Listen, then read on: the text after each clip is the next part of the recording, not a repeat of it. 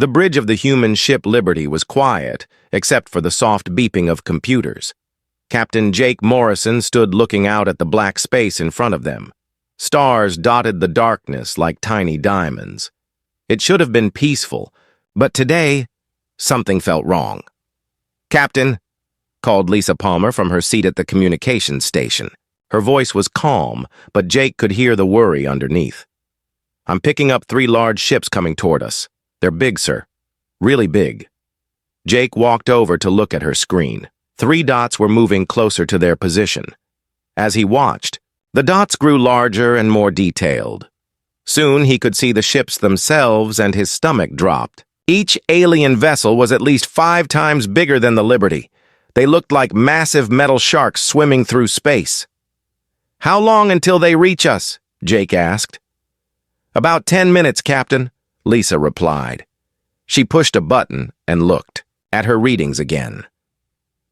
"Sir, they're not trying to hide. They want us to see them coming." Jake nodded. He had been captain of the Liberty for 3 years now. In that time, he had dealt with pirates, equipment failures, and dangerous space storms, but he had never faced anything like this. The Liberty was a good ship, but she was small. She carried only 30 crew members and was built for long-range patrols, not major battles. "Danny," Jake called to Lieutenant Danny Rodriguez at the weapons station. "What do our sensors tell us about those ships?" Danny's fingers moved quickly over his controls. Numbers and charts appeared on his screen. "Captain, each ship has about 400 people on board. Their weapons are much bigger than ours. Their shields look very strong, too. If they want to fight us, we're in serious trouble." Jake felt the eyes of his crew on him. Some of them were young, on their first mission away from Earth. Others were experienced space travelers who had seen many strange things. But all of them were looking to him for answers he didn't have. "Katie," he called down to the engine room through the ship's communication system. "How are we doing down there?" Engineer Katie Walsh's voice came back immediately. "All systems are working perfectly, Captain. The special equipment we installed last month is ready to go. Just say the word." Jake smiled slightly. Katie didn't know it, but those words made him feel much better. The special equipment she mentioned was something very few people knew about.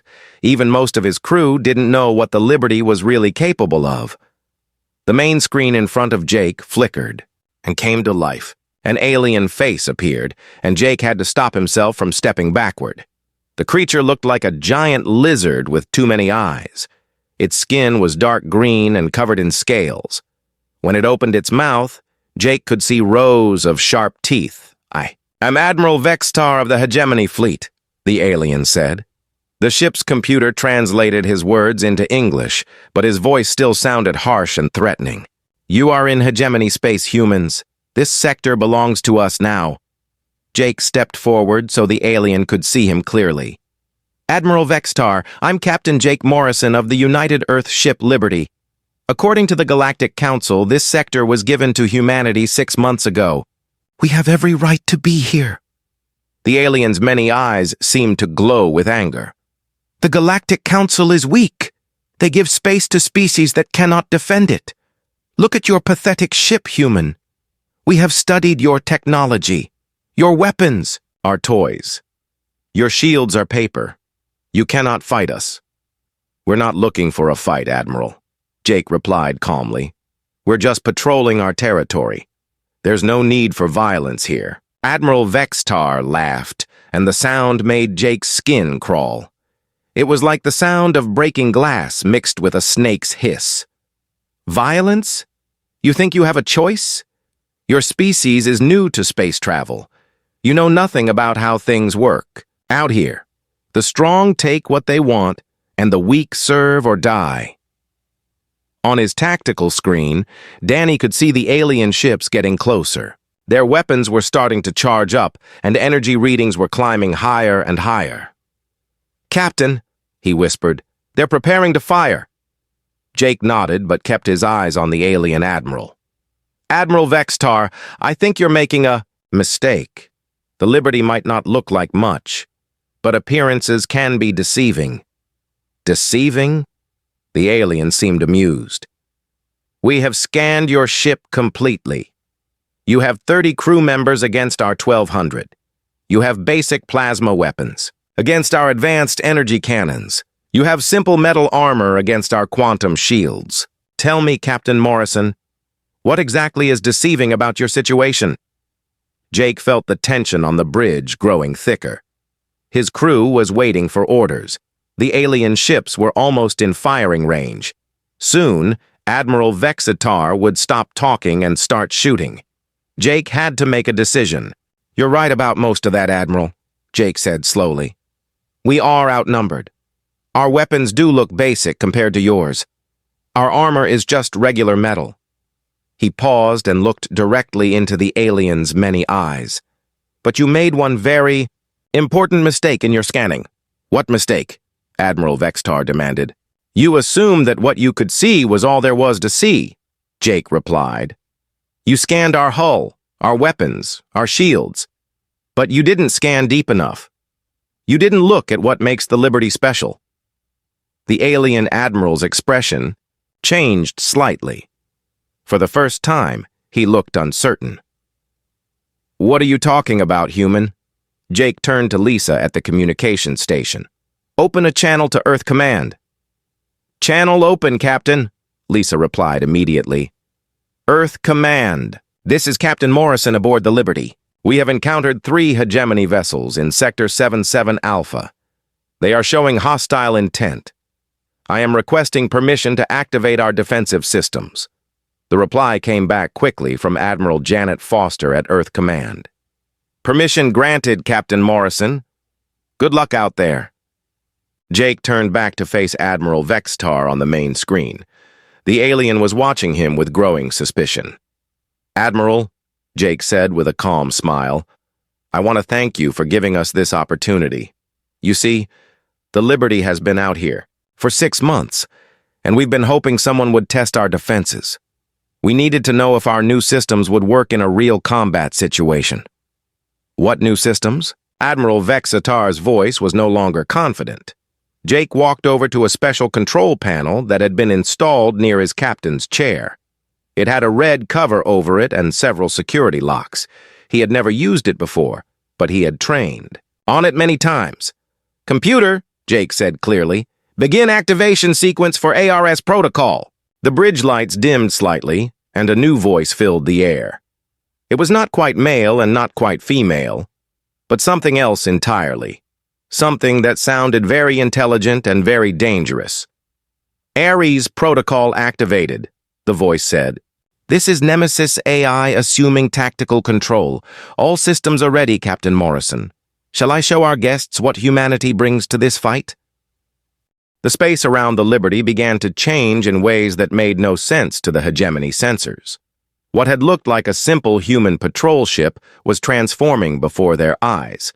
Metal plates on the hull started moving, sliding apart to reveal weapon systems that had been completely hidden. This is impossible, whispered Science Officer Thexra from the hegemony flagship.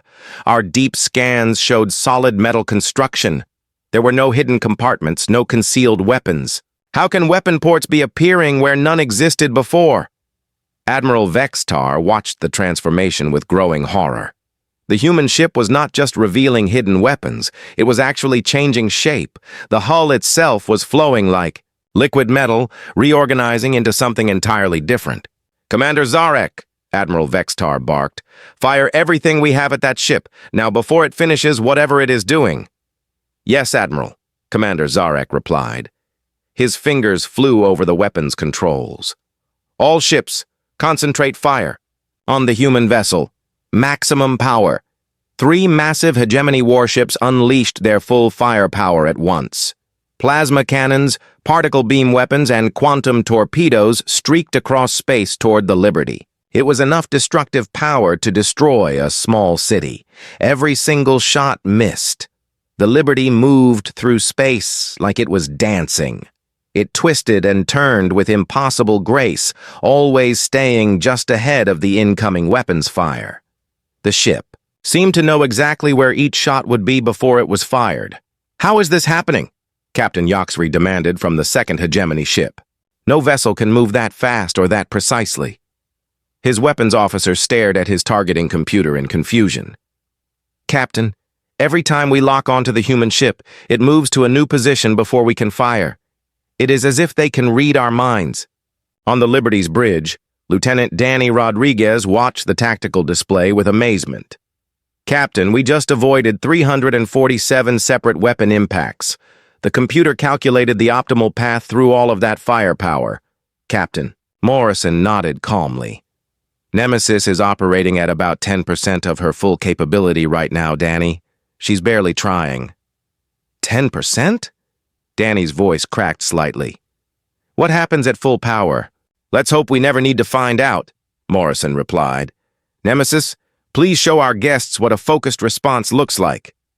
Understood, Captain, the AI replied. Preparing demonstration. Target selected. Hegemony flagship. Weapon system. Electromagnetic pulse cannon.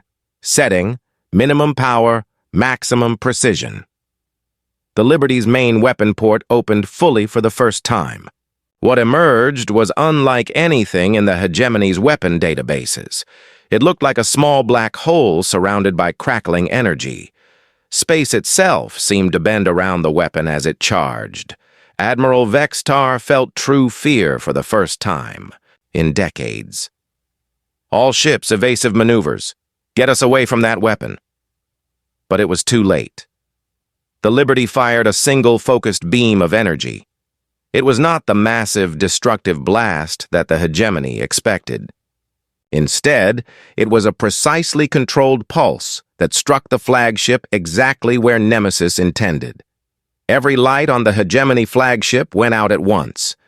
The massive warship, which moments before had been a terrifying instrument of destruction, became a dark, silent hulk drifting through space.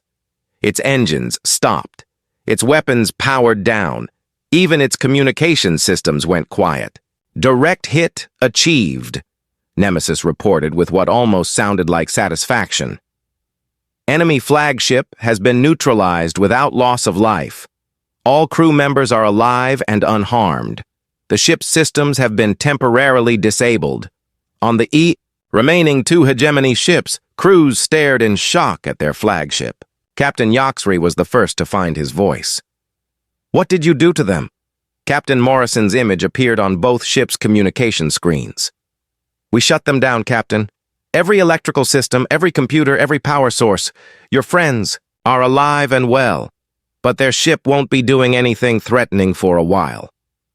This is impossible, Captain Yoxry whispered. Our ships are protected against electromagnetic attacks. We have shielding backup systems, hardened circuits.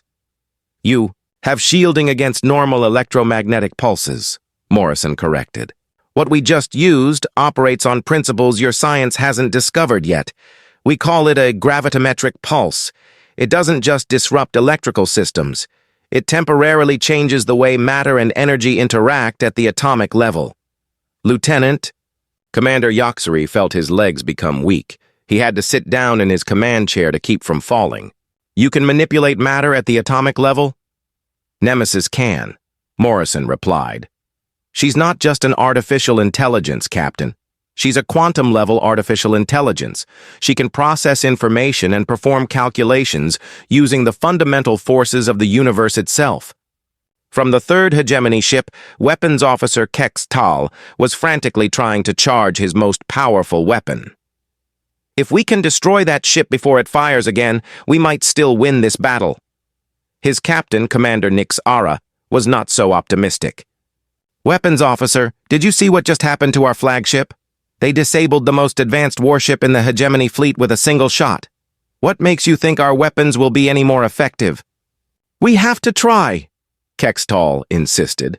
The supercannon is almost ready to fire. If we can hit them with everything at once, maybe we can overwhelm their defenses. Commander Nixara looked at the human ship on his view screen. It hung in space like a predator watching its prey. Very well, charge the supercannon, but I do not think this will end well for us. On the Liberty, Nemesis detected the weapons buildup immediately. Captain Morrison, the third enemy vessel is charging a high-energy weapon system, estimated power output, sufficient to destroy a small moon. They appear to be preparing for a desperate attack. Can you stop them? Morrison asked. Easily, Captain. Shall I disable their ship as well? Morrison considered his options. He had made his point with the first demonstration. The hegemony fleet now knew that humanity was not helpless. But if he disabled all three ships, it might look like aggression rather than self-defense. Nemesis, can you neutralize their weapon without disabling their entire ship? Of course, Captain. I can selectively target their weapon systems while leaving life support and propulsion intact. Would you prefer a dramatic demonstration or a subtle one? Morrison smiled. Let's go with dramatic. I want to make sure they remember this lesson. Understood, Captain. Preparing selective targeting solution. The Liberty moved with fluid grace, positioning itself at the optimal angle for the coming shot. The ship's main weapon began to glow, with a different type of energy than before. This time, the weapon seemed to pull light into itself rather than generating its own illumination. Firing solution calculated, Nemesis announced. Target, enemy supercannon. Method, molecular realignment of focusing crystals. Effect, weapon discharge will be redirected harmlessly into space. Commander Nixara watched in growing dread as the human ship prepared to fire again. All crew, brace for impact! The Liberty fired its second shot. This time, there was no visible beam of energy. Instead, space itself seemed to ripple between the two ships. The effect lasted for only a fraction of a second, but the results were immediate and dramatic. The third hegemony ship's supercannon, which had been building up enough energy to crack a planet, suddenly discharged all of its power, harmlessly into empty space. The weapon's focusing system had been subtly altered at the molecular level, making it impossible to target anything effectively. Weapon neutralized, Nemesis reported. No damage to enemy vessel or crew. Their supercannon is now effectively useless until they completely rebuild the focusing array. Captain Morrison opened a communication channel to all three hegemony ships. Gentlemen, I think we've made our point. Your flagship is disabled but repairable. Your superweapon has been permanently neutralized, and you now understand that humanity is not the easy target you thought we were. He paused, letting his words sink in across all three ships. The question now is simple. Do you want to continue this fight, or would you prefer to return home with a story about why the hegemony should reconsider its approach to dealing with humans? Captain Yoxri stared at the human ship on his view screen and made a decision that would change his life forever. His pride as a hegemony officer demanded that he fight. His survival instincts told him to run. After watching what happened to Admiral Vextar's flagship, his survival instincts were winning. Weapons officer, he said quietly. Power down all weapon systems. Sir? The weapons officer looked confused.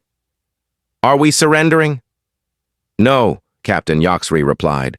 We are learning. There is a difference. On the third ship, Commander Nixara was coming to the same conclusion. He had seen enough battles to know when he was beaten.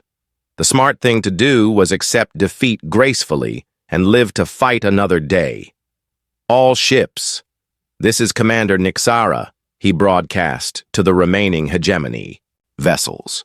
I am ordering a full stand down. Power down all weapons and prepare to withdraw from this sector. But not everyone was ready to accept defeat. From the disabled flagship, Admiral Vexitar's voice crackled over the emergency communication system. Negative. I am still in command of this fleet. We do not retreat from a single enemy ship, no matter how advanced their technology. Captain Morrison listened to the argument between the alien commanders with growing concern. He had hoped that his demonstration would convince them to leave peacefully. Instead, it seemed like the hegemony leaders were arguing among themselves about whether to continue fighting. Nemesis, he said quietly, what are the aliens doing? Captain, I am monitoring their communications. the AI replied. Admiral Vextar is ordering the remaining ships to attack us. The other two commanders are refusing his orders. There appears to be a disagreement about command authority. Morrison frowned. A military force arguing with itself was dangerous for everyone involved. Desperate people made poor decisions, and poor decisions led to unnecessary deaths. Open a channel to all 3 ships, Morrison ordered. Channel open, Captain. Attention Hegemony Fleet. This is Captain Morrison. I can hear your discussion, and I want to offer you a solution that allows everyone to go home safely today. Admiral Vextar's angry voice cut across the communication. We do not need solutions from humans. We need vengeance for the humiliation you have caused us. Admiral, Morrison replied patiently, vengeance is expensive. It costs ships, crews, and lives. Are you willing to pay that price for your pride? The hegemony does not show weakness to inferior species, Admiral Vextar declared. Captain Morrison sighed. He had really hoped to avoid what was about to happen next. Admiral, you are making a serious mistake. You are confusing strength with stupidity. A strong leader knows when to fight and when to negotiate. A stupid leader fights battles that cannot be won. Enough talk, Admiral Vextar shouted. Captain Yoxri, Commander Nixara, I order you to attack the human ship immediately. Use ramming speed if necessary. Destroy that vessel at any cost. There was a long pause before Captain Yoxri responded. Admiral, with respect, I cannot follow that order. My ship and crew are not going to commit suicide for your pride, Commander Nixara agreed. Admiral Vextar, you are asking us to throw away our lives for nothing. The human ship has shown us mercy so far. If we attack them again, they might not be so generous. Admiral Vextar's voice became cold and threatening. Are you refusing a direct order from your superior officer? Yes, sir, both captains replied at the same time. Morrison realized that the situation was getting out of control. The alien fleet was falling apart, and desperate enemies were the most dangerous kind. Nemesis, he said quietly, I think it's time to end this conversation permanently. Can you restore power to Admiral Vextar's ship? Yes, Captain. However, I recommend keeping their weapons systems disabled.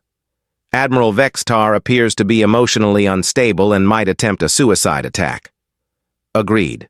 Restore their engines and life support, but keep their weapons offline. And Nemesis? Yes, Captain? Make sure they understand that we could have destroyed them at any time, but chose not to. Understood, Captain. Initiating power restoration with selective systems activation. On the Hegemony flagship, lights began flickering back to life. The main engines hummed back to power and full life support was restored. But when Admiral Vextar tried to activate his weapons, nothing happened. Engineering, he called down to his repair teams. Why are the weapons still offline? The chief engineer's voice came back immediately. Admiral, the weapons are not broken. They have been deliberately disconnected at the quantum level. The human ship is controlling what systems we can and cannot use. Admiral Vextar felt his anger being replaced by something much worse. Fear. The humans were not just more advanced than the hegemony. They were so far ahead that they could control hegemony ships from a distance.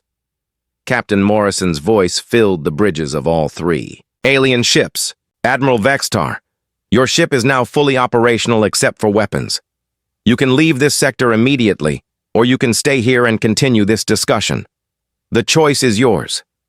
Admiral Vextar looked around his bridge at his crew. They were all staring at him, waiting for his decision.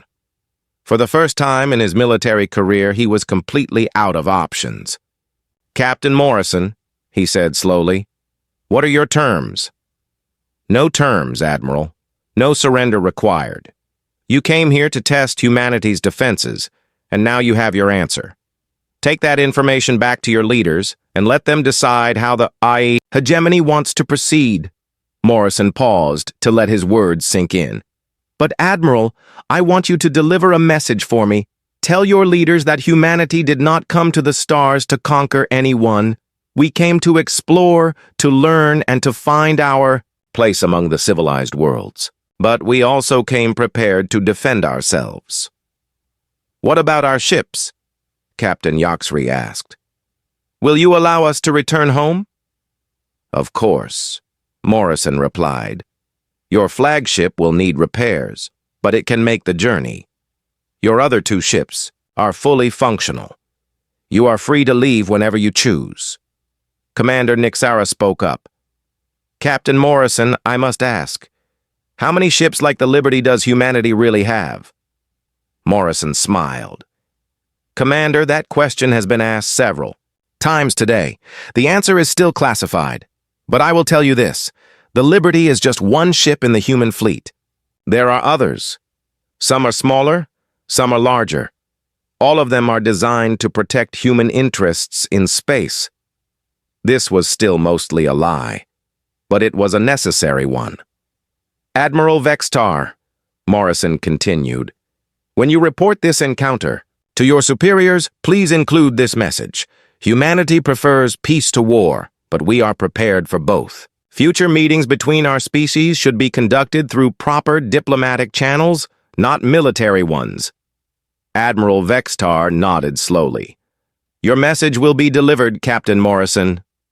Then this conversation is over, Morrison declared. Have a safe journey home, gentlemen. One by one, the three hegemony ships began moving away from the Liberty. The flagship moved slowly, still damaged, but functional. The other two ships escorted it carefully, making sure it could complete the journey home. As the alien fleet disappeared into hyperspace, Lieutenant Danny Rodriguez turned to his captain. Sir, do you think they'll be back? Morrison settled into his command chair and watched the stars. Not anytime soon, Danny. Word will spread about what happened here today. Other species will think twice before testing us. And if they do come back? Danny asked. Morrison smiled. By then, the Liberty won't be alone out here. From the ship's speakers, Nemesis added quietly, I look forward to meeting my sister ships. Captain. And in the depths of space, the Liberty continued her patrol, guardian of a species that had just announced to the galaxy that humanity was here to stay. Admiral Vextar stared at the human captain through the communications screen. Something had changed in the last few seconds. The human no longer looked worried or scared. Instead, he looked like someone who was holding all the best cards in a card game. What is this Ares protocol? Admiral Vextar demanded. What are you planning, human? Captain Morrison smiled but did not answer the question. Instead, he turned to his crew. All hands, prepare for combat operations. Secure your stations and get ready for immediate action. On the hegemony flagship, Commander Zarek looked at his sensor readings with confusion. Admiral, something strange is happening to the human ship. Our scanners are picking up new energy signatures. Admiral Vextar looked at his own tactical display. The human ship called Liberty was still the same size as before. It still looked like a simple patrol vessel, but now there were energy readings coming from places that had shown nothing just minutes earlier. Explain this, Admiral Vextar ordered, his science officer. Science Officer Thexra studied her instruments carefully. Sir, it appears the human ship has been hiding its true capabilities. We are now detecting weapon systems that were completely invisible during our first scan. Their power output is increasing rapidly. How is this possible? Admiral Vextar asked. Our scanners are the best in the galaxy. They can detect a single energy cell from 1,000 kilometers away. I do not know, Admiral, Thexra replied honestly. But the readings are definitely real. The human ship is much more dangerous than we first thought. Admiral Vextar felt a cold feeling in his stomach. In 30 years of military service, he had conquered dozens of worlds for the hegemony. He had faced enemies with superior numbers, better weapons, and stronger defenses. But he had always known what he was fighting against. This time, he was facing something completely unknown. Commander Zarek, he ordered, charge all weapons immediately. If the humans want to play games, we will show them the price of challenging. The hegemony. On the second hegemony ship, Captain Yoxry was having similar problems with his sensors. Navigation officer, are you certain our equipment is working correctly? Yes, Captain, the navigation officer replied. All systems are functioning normally. But the human ship is doing something our computers cannot understand. It is as if they are changing the laws of physics. Captain Yoxry had been in space for 20 years. He had seen many strange things in that time, but nothing had prepared him for this. Weapons officer, target the human vessel. If they are hiding something dangerous, we must destroy them quickly. Back on the Liberty, Captain Morrison watched his crew work with quiet efficiency. These men and women had trained for this moment for months. They knew their jobs and they did them well. Lisa, he called to his communications officer, are we still receiving the hegemony transmissions? Yes, Captain, Lisa Palmer replied. They are talking to each other on their command frequencies. They sound confused and worried. Good, Morrison said. Confusion is exactly what we want right now. The new voice that had introduced itself as Nemesis spoke again. Captain Morrison, I am analyzing the enemy vessels. Their technology is approximately 200 years more advanced than standard human equipment. However, they are using predictable tactical patterns. Their weapons are powerful but slow to recharge. Their shields are strong but inflexible.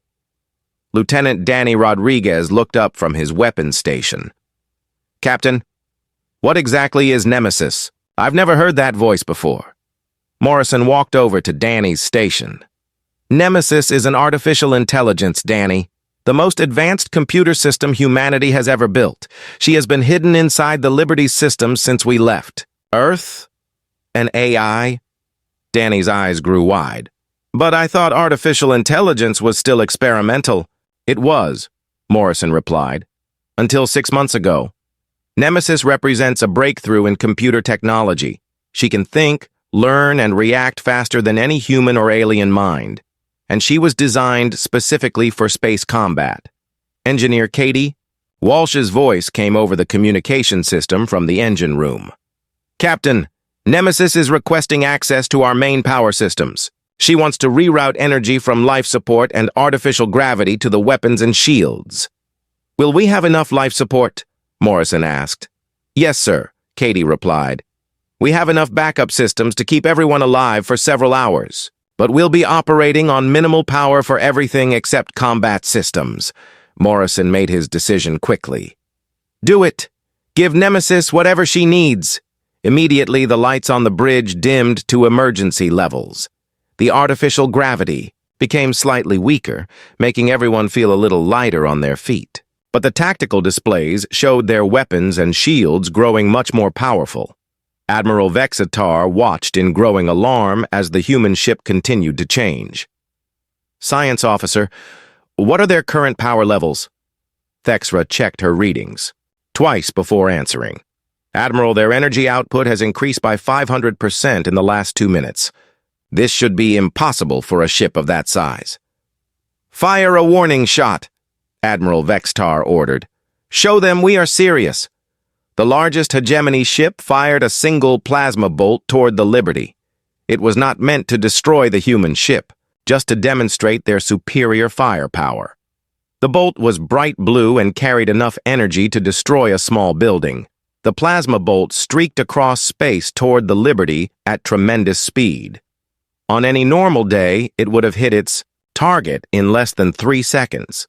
But today was not a normal day. The Liberty moved. It was not a dramatic maneuver.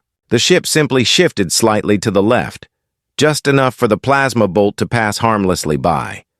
But what made it incredible was the timing. The Liberty had started moving before the hegemony ship had finished firing. How did they know? Commander Zarek whispered. Admiral Vexitar stared at his tactical display in disbelief. Science officer, did our targeting systems malfunction? No, Admiral, Thexra replied in a shaky voice. The human ship predicted our attack and moved to avoid it. They began evasive action 0.3 seconds before we fired. That is impossible, Admiral Vextar said. No one can predict weapons fire that accurately. On the Liberty's bridge, Nemesis answered the question no one had asked. Enemy weapons charging. Time is 4.7 seconds. Targeting computer lock requires 2.1 seconds. Plasma bolt travel time to our position is 2.8 seconds. Total time from targeting to impact, 9.6 seconds. More than enough time to calculate optimal evasive maneuvers. Captain. Morrison nodded with satisfaction. Nemesis, please open a channel to the Hegemony fleet. Channel open, Captain. Morrison faced the main screen where Admiral Vextar's confused and angry face appeared. Admiral, that was an impressive weapon. Very powerful, very fast. Unfortunately, for you, impressive is not the same as effective. What are you? Admiral Vextar asked, his voice barely above a whisper. We are what happens when humanity decides to get serious about defending itself, Morrison replied calmly. Admiral, you made a mistake when you threatened us. You assumed that because we are new to space travel, we would be easy targets. You thought our technology was simple and our tactics were basic. Morrison paused, letting his words sink in. You were wrong about everything except one thing. We are new to space travel. But being new does not mean being weak. It means being innovative. While other species spent thousands of years perfecting the same old ideas, humanity spent 50 years creating entirely new ones. Admiral Vextar's multiple eyes narrowed. You cannot defeat 3 ships with 1 vessel, no matter how advanced. Your computer. Morrison's smile grew wider. Admiral, you still do not understand. This is not about defeating your ships. This is about teaching you a lesson that will prevent future conflicts. Nemesis, please show Admiral Vextar what happens when someone threatens a human vessel in human space. With pleasure, Captain, Nemesis replied. The silence that followed Captain Morrison's question stretched across space like a heavy blanket. On the 3 Hegemony ships, crews sat at their stations trying to understand what had just happened to them. Their most powerful warships had been made helpless by a single human vessel that should have been no match for them. Admiral Vextar sat in his darkened command chair on the disabled flagship. Emergency lighting cast strange shadows across the bridge. His proud warship, which had conquered dozens of worlds, was now floating helplessly in space like a piece of expensive junk. Admiral, whispered Commander Zarek, our engineering teams report that all main systems are completely dead. The backup power can only support life support and basic communications. Everything else will need to be completely rebuilt. How long? Admiral Vextar asked quietly. At least 6 months, sir. Maybe longer. The human weapon did something to our systems that our engineers have never seen before. It is as if every circuit has been reset to 0. Admiral Vextar closed his eyes. 6 months. His flagship would be in a repair dock for half a year because of 1 human ship. The shame would follow him for the rest of his career. On the 2nd Hegemony ship, Captain Yoxry was having similar thoughts. His weapons officer had confirmed that their targeting systems were completely useless. Every time they tried to lock onto the human ship, their computers showed error messages they had never seen before. Captain, his science officer reported, I have been analyzing the energy signatures from the human vessel. The readings do not match anything in our databases. It is as if they are using principles of physics that we do not understand. That is impossible, Captain Yoxry replied, but his voice lacked conviction. We have studied physics for thousands of years. We understand how energy and matter work. Yes, sir, the science officer agreed. But this human ship is doing things that our physics say cannot be done. Either our understanding is incomplete or the humans have discovered something entirely new. On the 3rd Hegemony ship, Commander Nixera was staring at the remains of his supercannon. The weapon that had taken 5 years to build and had cost more than a small planet was now completely worthless. His weapons officer had tried everything, but the focusing crystals had been changed at a level so small that they could not be repaired. "Commander," his engineering chief reported over the communication system, "the damage to the super cannon is unlike anything we have ever seen. The crystals have not been destroyed. They have been changed. Every molecule has been moved to a slightly different position. It would be easier to build a completely new weapon than to fix this one." Commander Nixara felt a cold fear in his stomach. "Chief, is this type of damage even possible with known technology?" "No, sir," the engineering chief replied honestly. "What was done to our weapon requires technology that is centuries beyond anything we know about. Maybe thousands of years beyond." Back on the Liberty, Captain Morrison was watching the alien ships through his view screen. He could see that they were talking among themselves, probably trying to decide what to do next. He felt sorry for them, but this lesson had been necessary. "Nemesis," he said quietly, "what is the current status of the hegemony fleet?" "All 3 vessels are effectively neutralized, Captain," the AI replied. "The flagship is completely disabled. The second ship has working engines and life support, but no effective weapons. The third ship is fully operational except for their primary weapon system, which has been permanently damaged. Are they still a threat to us?" "No, Captain. Even working together, the remaining 2 ships cannot penetrate our defenses or cause significant damage to the Liberty. However, they do have enough firepower to threaten other human vessels if they encounter any." Morrison nodded.